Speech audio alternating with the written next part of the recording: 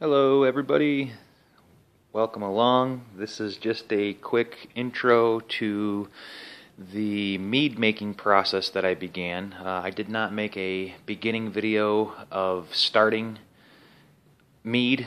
Mead is nothing more than making wine out of honey. I used fruit as well, so technically the name is called Melomel. But anyhow, this is stabilization. What I'm going to do is I'm going to show you guys how I stabilize the wine, and then I'm going to back sweeten it and bottle it. So first, this is just some of the equipment. The stir paddle, there's some scrubby cleaning brushes, a funnel. This is a siphoning cane that I will use to take the wine out of the jar. It will go into this bucket, which is a brewer's bucket. This is sanitizer. One of the things you guys may or may not have heard of, it's sanitization. I use a product called Starsan. This is basically sanitizer, so yeast, what have you, everything will be killed without interfering with the wine. So all of this equipment, the bucket, everything will get sanitized. I just wanted to show you guys that. This device here, this is going to be used when I start to add sugar or honey. This is called a hydrometer. What this does is it measures the sugar content in liquid, or the density of liquid. So once we add sugar and I get it to the flavor that I like, I'll be able to gauge, how much sugar is needed when I do the entire batch. But anyhow, and then finally, there's a bit of a chemical process involved. Potassium metal bisulfate. This again is designed to kill wild yeast. In the wine bottles, there are yeast particles and sediment that drop to the bottom. So I'll show you guys that here next. And then the other additive I'm adding is called potassium sorbate. Potassium sorbate is just intended to, again, prevent renewed fermentation. So as time goes on, any sugar that I add from sweetening is not going to cause the wine to, again, to ferment. But this is just the very intro to the basics, the equipment I'm going to be using, and now let me show you the wine. Alright, you guys, and here is the wine. I didn't trust this glass table, it's kind of thin. So over here, this is the 5-gallon glass carboy. This is apple juice, apple cider, but it's been fermented with honey and wine yeast. So technically this is now called apple cider, C-Y-S-E-R, apple cider, which is nothing more than a fermented hard apple cider mead. So I have a 5-gallon carboy of that. Over here on the table, this is the different fruit flavors that I mentioned.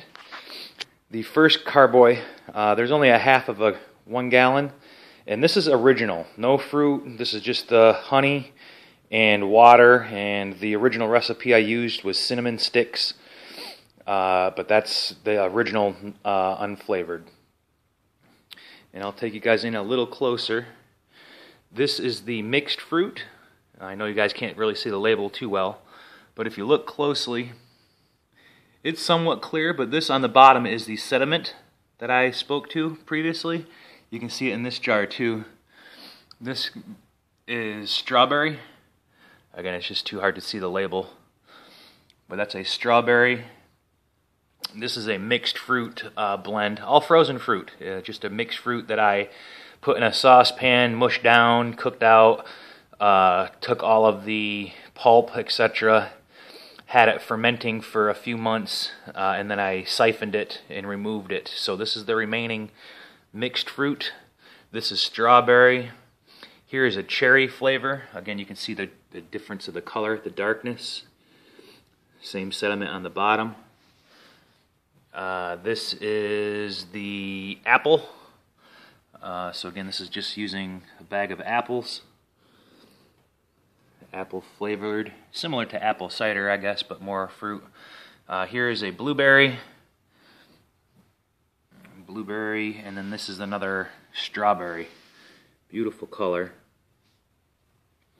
But those are the different fruit flavors. This is again my first attempt at making wine or making mead. Okay, so here's what we got so far, you guys. I do have 5 more 1 gallon glass carboys that I have to work with.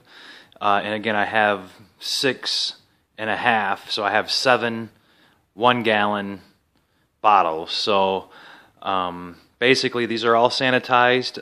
What I've done is I've transferred the sanitizer that I had in the brew bucket into this 5 gallon bucket. I have all my utensils sanitized.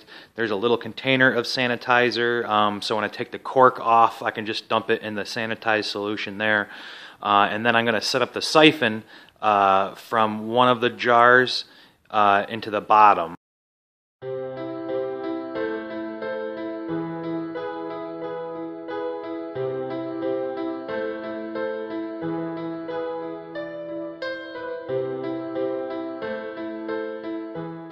This happens kind of quickly.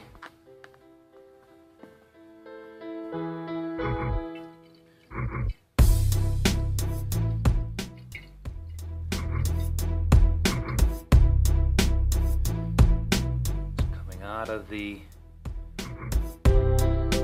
siphon, and you'll see here, see the sediment on the bottom? You do not want the sediment. That's the whole purpose of siphoning.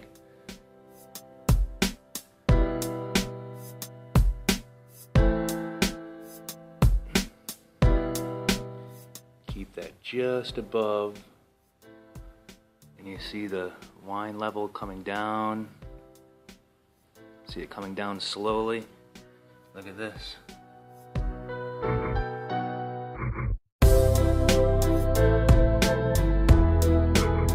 I don't know how well you guys saw that, but that was just a demonstration. This is the sediment on the bottom. You can see it's also called the lees, L-E-E-S is the wine brewing terminology. This is all of the yeast sediment that has fallen to the bottom.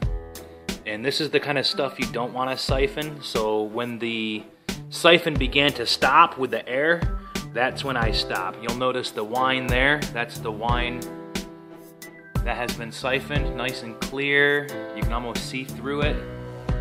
This is all the stuff on the bottom. You see how it's really murky. It's really murky. It's hard to siphon that stuff out. So it's really not worth contaminating, or you're not really contaminated, but the flavor, you guys know what I mean. But that's it. I just wanted to show you guys a close-up. So I'm going to repeat that again for as many times as it takes till I get all of that, and then Big Daddy we'll do at the end.